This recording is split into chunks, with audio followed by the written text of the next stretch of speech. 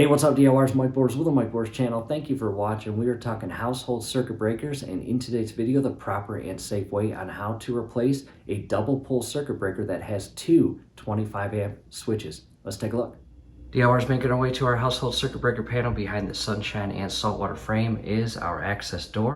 With the frame removed, we have much better access to the faceplate and access door. And DIYers, we have not shut the power off, so be extra careful as you maneuver around your circuit breakers. And first thing to notice, we do not have a main shutoff breaker, as you see, and that dates the age of our panel. It's about 50 to 60 years old, so what we'll have to do here shortly is go outside and shut the power off to the main home. However, bottom right corner, there is our Square D 2525 two-pole circuit breaker, and that is for our AC or air conditioning unit.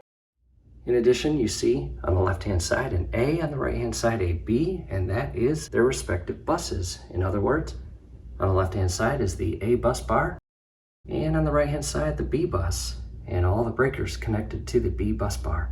To a different camera angle, and again, bottom right-hand corner is the two-pole 25 breaker, and this will be personal preference. However, what we are going to do is turn it off, as you see there, or trip it to the off configuration. And we did that because once we remove this entire faceplate and door to gain access to everything inside, if you've got a much larger panel than we do and you do not mark the breaker you want to replace, it might be tough to relocate. In addition, you can apply a little piece of blue painter's tape on the breaker that you want to replace, again, so it doesn't go lost after removing the faceplate. Taking a step back, the next thing I'm going to do is close the door and remove the screws. We've got two on top and one on bottom. We will remove the upper two first.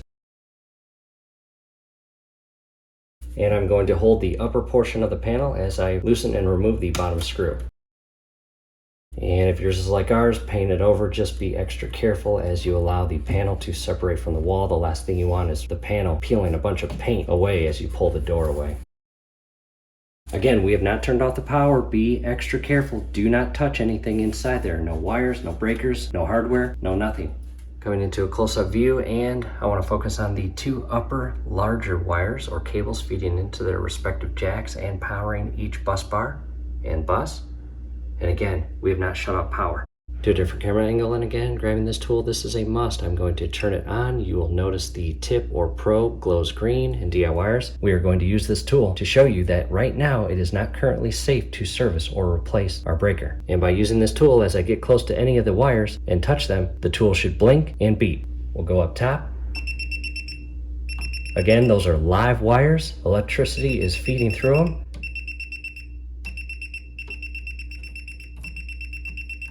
Again, see that?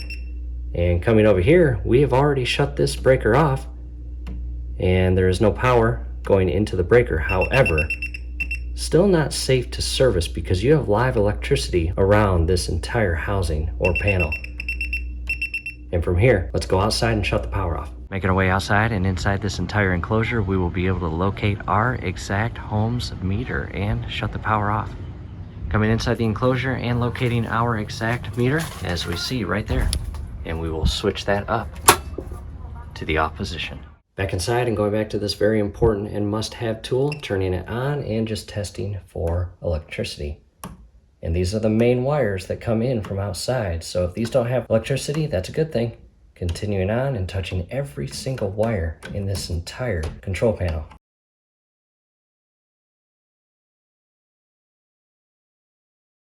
And all the way up top. And the last thing I'm going to do is turn the breaker I'm replacing back on, as shown there, and just verify no electricity is feeding through the wires. And back to the off configuration or trip position. And at this point, DIYers, it is safe to continue moving forward with replacing this breaker. And from here, just take photos, because when it comes time to remove this and put the brand new one in, you want to make sure you install the wires to the proper electrical contacts. Camera now position, again looking at the two-pole 2525 switch circuit breaker. And to the right of that, on the very bottom, we have a black wire feeding into the contact, and on the top, the white neutral or return. And I'm going to come in and carefully remove the black wire first. And I loosen up the screw. I'll pull the wire out and just set that aside. After you loosen the screws and remove the wires, as we just did, on the very back side, on the gray aluminum portion or plate there, are hooks. And the breaker itself actually hooks around and into those little slots. However, on the left side is where the breaker connects to the electrical contacts on the bus bar. And to remove your breaker, we are going to shift it outward. And just be very careful. There we go. And just ensure, as you remove the breaker you are replacing, if any breakers came off set, just make sure you reseat them. You don't want to get this project done, put everything back together, and have a loose breaker within your system that you accidentally loosened up. That could cause arcing, overheating, and or worse, a fire. At this point, just carefully continue to shift it out until you can pivot it out of those internal hooks right there. Check those out. See them? And this part right here, or this cut on the breaker, is what loops in and secures to that portion. And right there, there are the two electrical contacts that feed power to your breaker. Let's take a closer view inside. Again, there are the electrical contacts and the two little hooks on the aluminum plate that the breaker loops in and secures to. And the black and white wire.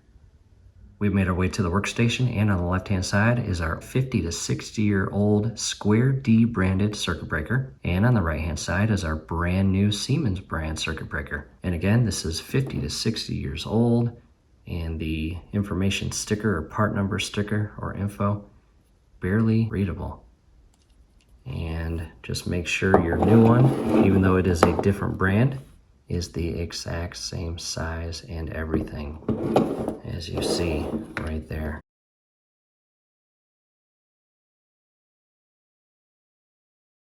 A few differences is just the color of the screws. This is a brass color, that is a more chromish. I'll set the old one aside, and a quick view of where each of the wires go, and it will be inserted like that. So the black wire on the bottom, white on top.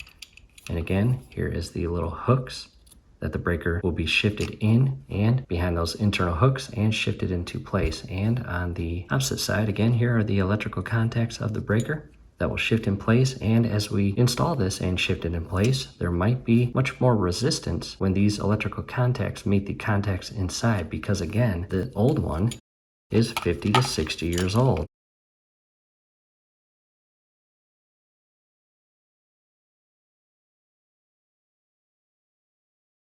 However, back to the brand new Siemens circuit breaker and some info real quick. Q225. Down below in the comments and description will be a link on where to purchase this breaker, as well as many additional breakers. Back to the panel and breakers, and very important, just like before, we configured it in the off or tripped position, and same thing with the brand new breaker, it is off or tripped. And again, from here, the little hooks on the housing will feed into and around or behind the back hooks, and then we will shift it into place and secure the electrical contacts. And just don't pinch any wires. Come in at an angle as shown here, and just make sure on the back side, again, you are looped around, which I am. And from here, again, this is where the resistance will be a little more than the old one, because again, the old one's 50 to 60 years old, so it probably just slides right in. However, this one, you might need to give it some friendly pressure. However, if you do that, just again, don't harm any other breakers. Double check again, no other breakers came offset. It looks good. Again, verify on the back side, both hooks are grabbing a hold of the housing, and the breaker itself is in line with the other breakers. From here, we already backed that screw out slightly. We will re-secure the neutral and take a look at the wire and indent. It's on the dead center, and we want to insert this inside the hole and have the base of the screw aligned as best we can on the wire. DIYers, you want it snug, but don't over tighten it, but definitely do not leave it loose. Down to the black wire and feeding it in.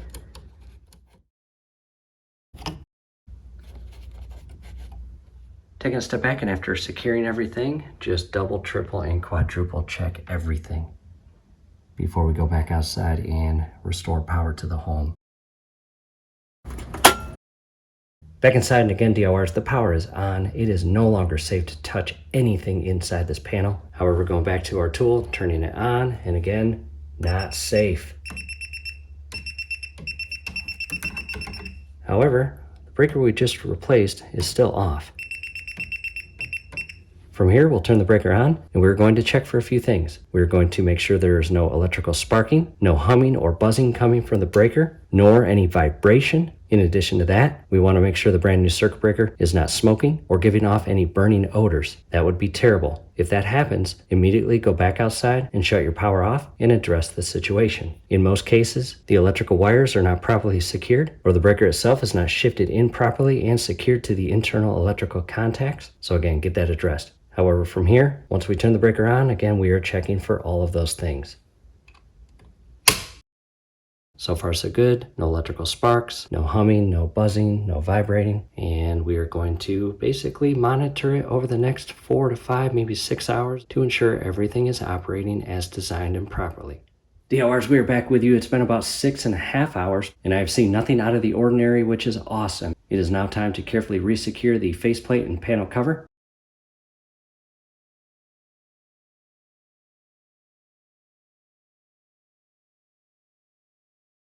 Down below in the comments and description, you will find several links, including links on where to purchase replacement breakers, as well as links to helpful videos on how to replace those breakers. Again, bottom left corner here is a 4-pole quadplex breaker with a 30 on top, 30 on bottom, and 2 50s in the center. And above that, an additional quadplex with 2 40s on the outer and 20s in the inner.